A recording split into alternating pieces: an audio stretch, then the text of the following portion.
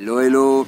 Vous l'entendez peut-être, c'est déjà Purim en Israël, même si c'est vrai qu'aujourd'hui c'est un jour de jeûne, c'est le jeûne d'Esther, il y a déjà cette atmosphère de Purim qui rayonne dans les rues d'Israël.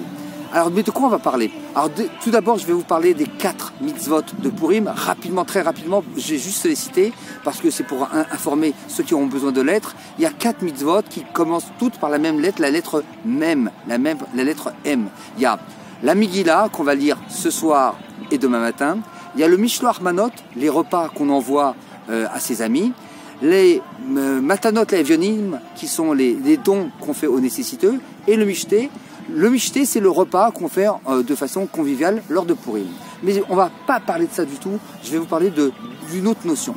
La notion dont je voudrais vous parler, c'est celle des masques. Parce qu'il y a aussi la coutume de se déguiser à Purim. Et là, ça peut être très intéressant à décortiquer au niveau coaching.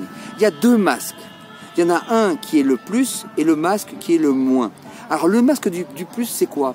Vous savez, c'est celui où on veut être plus beau, plus compétent, plus sérieux, plus parfait, etc., etc., etc. Et celui-là, il faut bien savoir qu'un jour, il va se craqueler et il va tomber. Et là, on va te découvrir. Mais on va découvrir qui?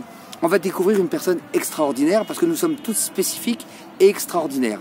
Mais le seul problème, c'est que à cause de ce masque, les gens ils vont te connaître que sur ça. Donc ils vont t'aimer pour ce que tu n'es pas. Et donc tu vas attirer des gens que tu ne voudrais pas attirer, et un job que tu ne voudrais pas attirer, etc. Alors que si tu te présentais comme tu es toi, vraiment, les gens ils t'aimeraient pour ce que tu es, et tu ferais des relations sincères et authentiques, et ça, c'est magnifique, parce qu'il n'y a que ça qui dure. Et puis il y a le masque du moins. Alors le masque du moins, c'est quoi? Le masque du moins, c'est, vous savez, c'est celui derrière lequel on se cache pour dire c'est pas le moment, ou on veut faire acte d'humilité, ou on a de la réserve. Mais en fin de compte, tu ne découvres pas qui tu es. Tu as peur, c'est ce qu'on appelle en même temps la peur du succès et la peur de l'échec. 2 notions qu'on verra une prochaine fois. Vous voyez, ça circule dans les rues en ce moment. Et puis il y a une 3e notion, c'est très riche pour on pourrait en parler des heures, mais je voudrais vous parler d'une 3e notion qui est essentielle. Il s'agit de la prière. Ce jour-là, on peut tout demander. Il y a une phrase qui se dit à Purim, c'est « Miché pochet yad, not nimlo ». Ça marche au niveau horizontal et au niveau vertical. Miché pochet yad, ça veut dire celui qui tend la main. Alors celui qui tend la main ou celui qui tend la main, on lui répond obligatoirement. Toutes les prières sont écoutées. Je suis même survolté, ça s'entend. Quand je parle, mon débit, c'est Purim. C'est un jour qu'on ne peut pas rater. Il ne faut pas le rater. Et il y a plein de choses qui vont venir se mettre en travers pour que justement on ne soit pas occupé à toutes ces choses essentielles qu'on vient de voir. À savoir les mitzvot, il faut les faire.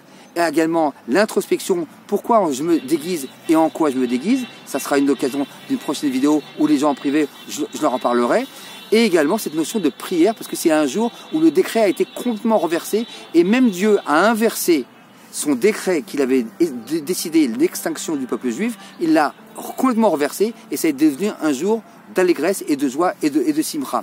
Donc véritablement, Purim, c'est le jour. Sachez, pour finir, que le Harizal, c'est-à-dire un des plus grands kabbalistes de la terre, mais également le Zohar et tous les grandes personnalités du judaïsme nous disent Purim, c'est au-dessus de tout. Alors c'est un jour qui a l'air insignifiant parce qu'il est un petit peu fun comme ça, mais c'est le jour qui va au-dessus de tout, même au-dessus de Kippour. Mais oui, au-dessus de Kippour. Kippour, ça veut dire Kippurim. Kimat, presque comme Purim. C'est-à-dire qu'il n'est pas encore au niveau de Purim, le Kippour. Le Purim, il est tout en haut, il est au Keter, symbole à la couronne de la reine Esther et de la Malchoute de Mordechai, etc., etc., etc. Il y aurait tellement à vous raconter sur Purim qu'on le fera une prochaine fois, peut-être sur une émission plus longue. Mais en tout cas, aujourd'hui, je voulais vous donner ces notions essentielles parce que ce soir, ça commence. Alors, bas les masques.